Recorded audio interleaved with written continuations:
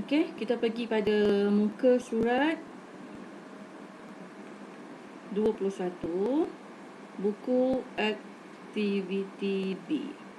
Ya. Kita akan lihat bagaimana kita nak mencari nisbah untuk 3 kuantiti. Ya, iaitu dilabelkan dalam bentuk begini, A kepada B kepada C. Okey, contohnya saya terus bincangkan soalan C. Ya, nombor 1 C. Dia bagi A, B, C 4, 5. Okey ya. Jadi dia bagi soalan begini. Bagaimana kita nak menulis supaya nisbah ni diletakkan jadi sekaligus, iaitu A, B, C kan ya. Okey, tengok, perhatikan cara penulisan ya. Daripada cara penulisan kita akan mudah dapat jawapannya. Okey. Jadi kita tulis A kepada B, A kepada B kepada C, seperti yang soalan mahukan ya. Jadi A kepada B ialah 2, 3. Jadi kamu tulis di bawah begini. Kemudian B kepada C ialah 4, 5. So B kepada C, B 4, C 5. Perhatikan cara saya menulis. Ya. Jadi kamu tuliskan sekali A, B, C seperti soalan mahukan, A kepada B kepada C. Kemudian letakkan setiap agihan jawapan tu yang dibagi ni, ya, nisbah tu mengikut petak-petak kolom-kolom dia. Jadi A kepada B 2 kepada 3, B kepada C 4 kepada 5 ya, ikut begini. Kemudian langkah yang berikutnya, kamu perhatikan kuantiti yang ada kedua-duanya sekali, iaitu B. Cuba kamu tengok B. B kita ada 3 dan 4. Jadi kita fokus yang ini. Ya. 3 darab 4 kamu dapat 12. Kan ya? 3 darab 4 dapat 12. Apa maksudnya ini? Bermaksud 4 kamu darabkan dengan 3, 3 kamu darabkan dengan 4. Ya. Ambil nombor ni masing-masing bertukar-tukar. 3 ambil 4, 4 ambil 3. Kamu darabkan. Ya, dapat 12 ya di sini. Jadi, kamu tengok barisan yang pertama ni, dia darab 4 kan? Jadi sini pun kamu tulis darab 4. Di bawah ni, untuk 4 dengan 5, 4 darab 3, jadi 5 darab 3. Ya, jadi perhatikan betul-betul nilai dia. Mula-mula kamu buat apa? Mula-mula kamu tengok apakah kuantiti yang ada. Sama-sama ada. Ya, B, 3, 4. Jadi 3 darab 4, 12. Maksudnya 3 darab 4, 4 darab 3. Kemudian barisan pertama ni disebabkan dah ada 3 darab 4, jadi kamu pun tulis 2 darab 4. Baris kedua 4 darab 3. Bermaksud 5 pun kena darab 3. Jadi apa jawapannya? 2 darab 4 dapat 8, 5 darab 3 15. Ya. Okey, kemudian kamu perhatikan, boleh tak kita permudahkan? Okey, sifir 2 boleh tak? 8 2 bahagi okey boleh. 12 bahagi 2 boleh. 15 bahagi 2 tak boleh. Sifir 3 boleh tak? 8 tak boleh. Okey, so kalau tak boleh bahagi dengan mana-mana sifir, bermaksud inilah jawapan akhir bagi soalan ini, ya. Okey ya. Jadi kita perhatikan pula soalan yang berikutnya, soalan D pun sama juga jalan kira dia, ya. Jadi kamu boleh cuba sendiri untuk soalan D, ya. Okey, kita cuba lihat soalan yang kedua. Okey, soalan kedua dia bagi penyelesaian masalah. Baca betul-betul ya. Dia kata ada 3 buah organisasi kebajikan J, K, L. Ya, J, K, L. Jadi tengok dia punya soalan nisbah dia. Ayat kedua. Nisbah J kepada K. J kepada K ialah 4, 3. Terus tulis dia begini. J kepada K, 4 kepada 3. Nisbah jumlah wang derma diterima K kepada L. K kepada L. K kepada L ialah 2, 5. K 2, L 5. Ikut dia punya kedudukan dia tu ya. Ikut. Kalau K, K, L, L, baca betul-betul. Jadi soalan tanya cari nisbah wang, ya, dia mahu nisbah dia. Jadi soalan ni macam tadi juga, ya. Di mana kamu perhatikan K dia ada kedua-dua nilai, ada 3 dengan 2. Jadi 3 darab 2 dapat 6. Maksudnya 3 darab 2, 2 darab 3. Ya, ambil nombor ni masing-masing lah, ya, tukar-tukar nombor. Jadi baris atas ni darab 2, ini pun darab 2.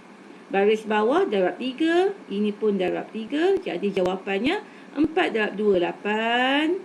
5 darab 3, 15. Ya. Jadi soalan ni tanya, apa dia? Cari nisbah wang. Okey, so jawapan ni kamu kena tulis akhir sekali. Ya. Nisbah J kepada K kepada L ialah 8 kepada 6 kepada 15. Boleh tak dipermudahkan? Sifir 2, sifir 3? Tak boleh, ya. Jadi biarkan begitu sahaja. Okey. Jadi kita cuba lagi, ya. Kita lihat soalan muka surat. Okey, muka surat 22.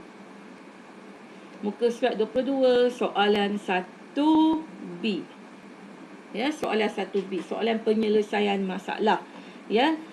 Okey, kita baca soalannya. Amy Ziana. Jadi saya tulis Amy kepada Nurul kepada Izni, ya, memperoleh gaji bulanan mengikut nisbah. Jadi terus tulis begini. Perhatikan cara saya menulis seperti dalam kelas. Selalu saya ingatkan, menulis tu kena betul-betul, ya. Jangan main-main, ya, jangan sengit-sengit tulisan kamu. Okey, 754, ya.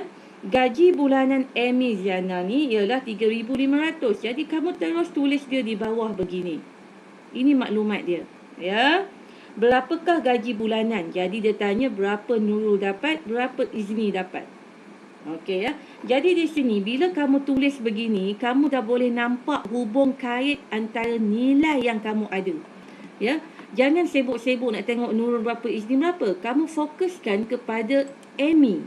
Kenapa? Amy ada kedua-dua nilai, nampak? 3,500 dengan 7. Maksudnya di sini, kalau kamu tak boleh hafal sifir, kamu bahagilah.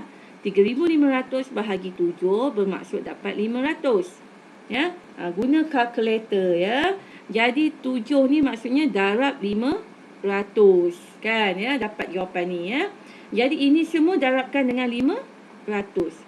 Automatik kamu akan dapat nilai gaji untuk Nurul dan Izni. Ya, Nurul berapa? Kamu akan dapat RM 2500. Izni kamu dapat 2,000. Inilah jawapannya, ya. Okey, tak perlu panjang-panjang jalan kerja. Okey, ya. So kita tengok soalan yang berikutnya, ya. Muka surat yang berikutnya, soalan yang muka surat 23.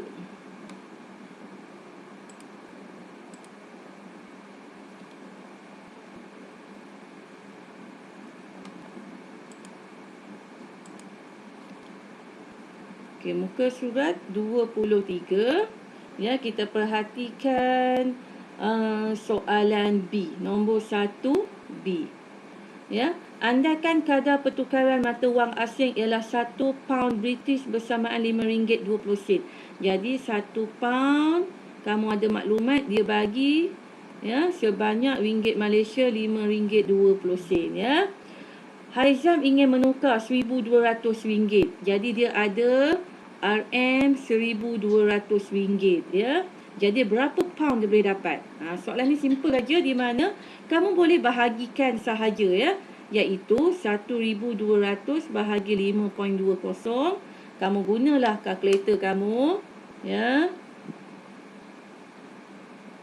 Jadi kita dapat 230. Okey, 230.80. Bundarkan, ya. Tengok, ya. Kita bundarkan. Ini dalam kelas saya dah ajar kamu, kan, ya. Okey, ini pada kalkulator. Pada kalkulator dia tunjuk ini. Disebabkan ini berkaitan dengan wang, ya, ringgit Malaysia, kan. Jadi kamu kena ambil 2 tempat perpuluhan.